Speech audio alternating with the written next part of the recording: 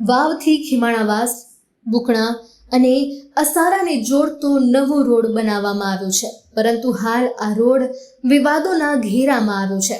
બુકણા 3 રસ્તા નજીક ચાલુ વરસાદ દરમિયાન જ રોડ પર નાળા નાખવાની કામગીરી શરૂ કરવામાં આવતા ત્યાંથી પસાર થતા વાહન ચાલકો અને રાહદારીઓને ભારે મુશ્કેલીનો સામનો કરવો પડી રહ્યો છે। આરોગ્ય આયોજન અને ચાલુ વરસાદે થતી આ કામગીરીને લઈને સ્થાનિક ખેડૂતો તથા ગ્રામજનોમાં ભારે રોષ વ્યાપી ગયો છે।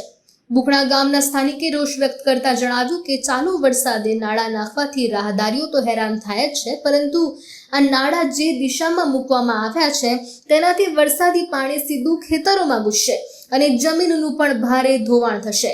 આ સમગ્ર મામલે માર્ગ અને મકાન વિભાગના જવાબદાર અધિકારીઓને સંપર્ક કરવામાં આવ્યું ત્યારે તેમણે જણાવ્યું કે સરકારી જૂના નકશાના આધારે જ આ નાળા નાખવાની કામગીરી થઈ રહી છે।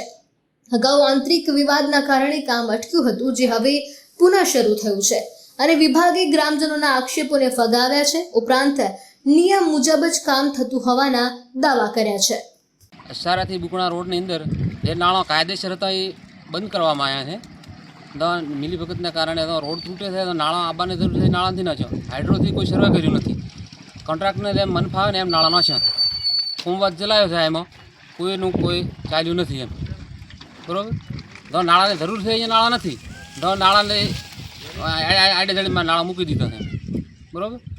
અને અત્યારે આ ચોમાસાની સિઝન છે, આ વરસાદની આગાહી થઈને નાળાનું કામ લીધું છે। ત્યાં 4-5 ગામડો લાગે છે, પડતા કેટલી હેરાન થાય, મોડા વહેલો આવવાનો કોઈ ડિલિવરી હોય તો મોડા બહુ હેરાન થાય છે।